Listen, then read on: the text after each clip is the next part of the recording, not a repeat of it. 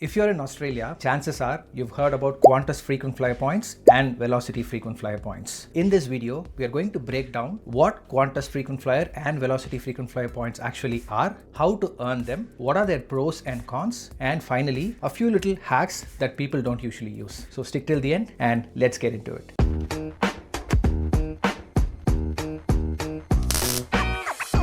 And as always, we've broken down this video into several sections. The first section is what are these points really? At a very basic level, Qantas points belong to the airline Qantas. Velocity points belong to the airline Virgin Australia. Now, how can you earn them? When you fly through that airline or partner airline. That's the first way. Second is using linked credit cards. Third is shopping through their portal. And the fourth one is shopping through everyday partners like hotels or supermarkets or fuel stations. There's a catch. Not all points are same. 10,000 points in one program can be of very different value in another. The next section is how easy is it to earn points? Let's be honest, if it's hard to earn points, it's useless. So for Qantas Frequent Flyer points, they've got a massive network. They've got a lot of partners and giants like Woolworths where you can earn reward points and convert them into Qantas Frequent Flyer points. Tons of credit cards also offer Qantas points upon sign up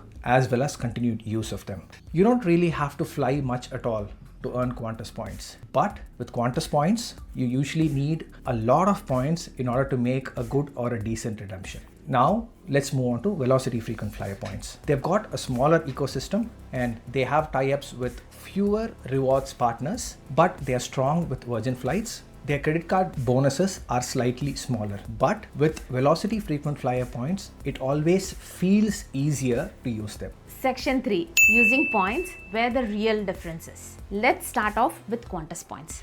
Some of the advantages of Qantas points are it belongs to One World Alliance Airlines. So it's great for international travel. Premium cabins can be excellent if you find availability.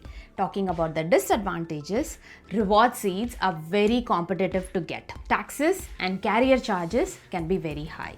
Domestic travel can be of very poor value with Qantas points. Not always, but sometimes.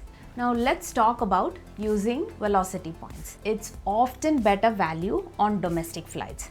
Lower fees on most of the flights.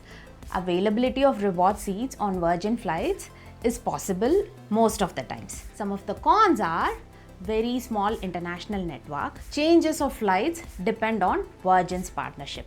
Now that you have heard about using Qantas points and Velocity points, if I have to translate it, Qantas points is powerful, a little complex, but very suited for international travel.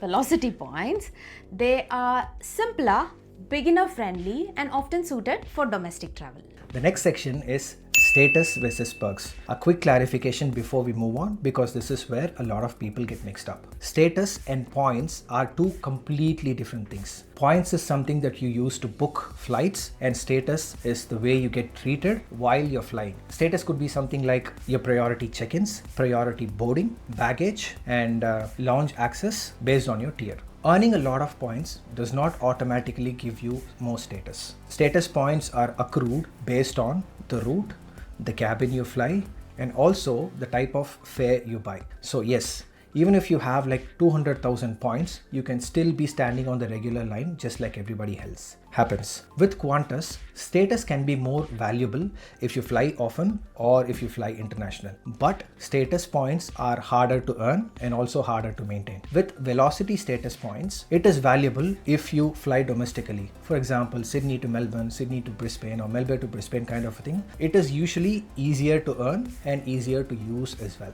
But the honest takeaway here is if you're not someone who flies semi-regularly, don't chase status. Chase value. For most people, the smarter way is earning more points and using them wisely. So don't chase status unless your lifestyle or your job puts you on planes. The next section is points hacks that most people miss. Here are the list of hacks or the way that you can spend your points that makes a real difference. The first one is don't split points across different programs. Start one, build balance, and optimize later. The second hack is use credit card sign up bonuses to start accumulating your points. Everyday spending is not going to cut it. The third hack is to use your points for business class flights, long international routes, or last minute expensive tickets. The fourth point is don't use your points to buy gift cards. Do the other way around. As I explained in my previous video, here's your reminder to go and watch that video. Use gift cards, boost the gift cards multiplier so you can accumulate a lot more points. If all of this doesn't make sense, if my fourth hack didn't make sense, definitely go and watch the other video.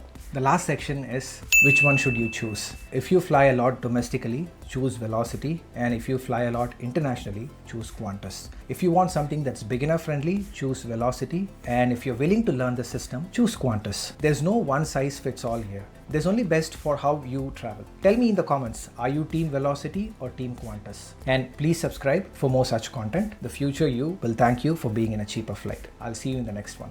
Bye.